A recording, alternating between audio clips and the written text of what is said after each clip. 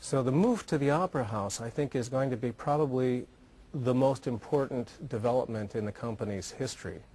By being able to bring everything together. Once again, I get to rebuild the pit because the pit here is not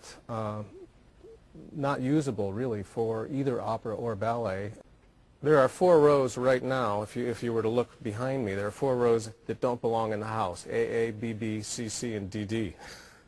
And when you take the little elevator for the pit that exists now and drop it all the way down to the basement, that's the real pit way down there, and it goes underneath the 4 rows. So what we're going to do is remove the 4 rows, which brings the footprint back that Sarah Caldwell had, and it's the original footprint for the design of this theater, which is modeled after the Paris Opera House. And in its place, you're going to have 2 lifts.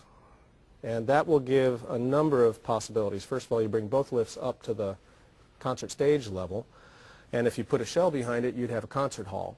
And the acoustics here are marvelous. It's acoustically the best theater in Boston.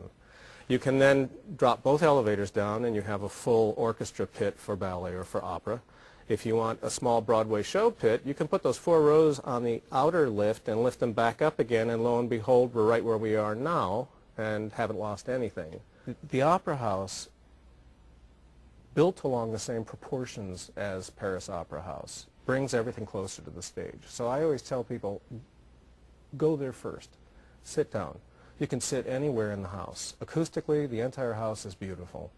The sight lines are excellent. There's really not a bad seat. And I've spent a lot of time sitting in different seats around the house. You can see 100% of the stage. You can hear beautifully everywhere. And I think people will be won over when they have a chance to really get to know the Opera House.